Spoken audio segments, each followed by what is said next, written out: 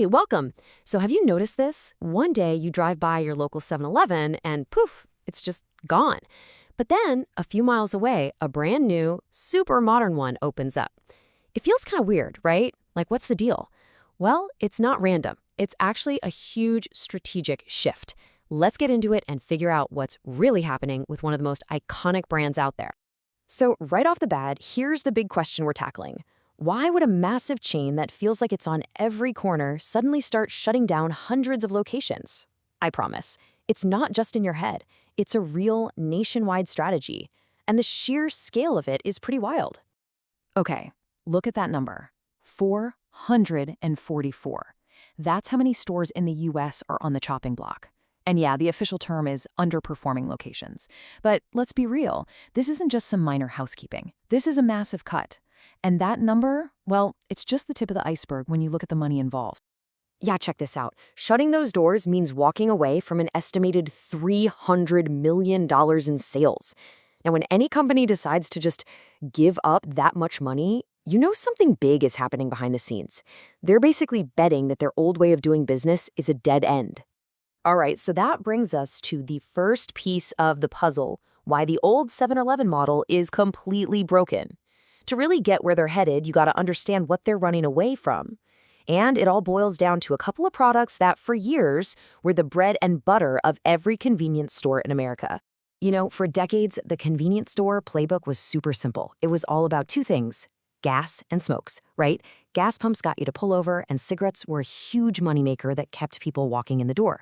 But today, that whole foundation is starting to crack. We've got cars that sip gas, a ton more EVs on the road, and, let's face it, way fewer people are smoking. Those two old reliable pillars, they're just not holding up anymore. And this quote right here just nails it. It really gets to the heart of the problem. You throw in inflation on top of fewer people stopping for gas and buying cigarettes, and suddenly those stores that were just kind of getting by are now deep in the red. The key thing to realize is it's not just that they are underperforming. Their entire reason for being is becoming obsolete. So this is where it gets interesting. This is the pivot. If the old way isn't working, you have to come up with a totally new plan. 7-Eleven isn't just shrinking, it's trying to reinvent itself from the ground up. And that new plan, it's all about food. And here's why. Just look at the data. In this massive, almost trillion-dollar convenience market, the one area that's absolutely exploding with growth and profit is food service. We're talking prepared meals, fresh coffee, stuff like that. This isn't a hunch. It's a cold, hard, data-driven move. They're going where the money is. So what does this new food-forward 7-Eleven actually look like? Well, think bigger, brighter stores. Think made-to-order food counters, actual seating areas so you can hang out, and way better coffee bars. Honestly, they're starting to feel a lot more like a fast food spot than your old corner store. They're even putting in EV charging stations, getting ready for a future where you're sticking around for 30 minutes, not just 3. But here's the craziest part of this whole story.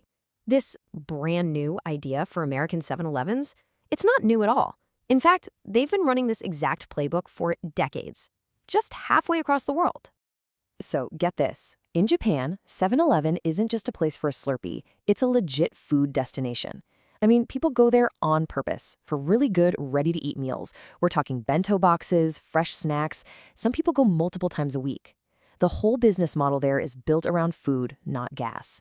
So the big idea for the US is basically to copy-paste that success. They want you to think, hey, I'm going to go to 7-Eleven for lunch, not just, oh, I'll grab something at 7-Eleven. But look, a huge business change like this is never simple. It's great for a corporate PowerPoint presentation, but it has real-world effects on the neighborhoods these stores are in, and there's a definite trade-off happening. And here's that trade-off, laid out pretty clearly.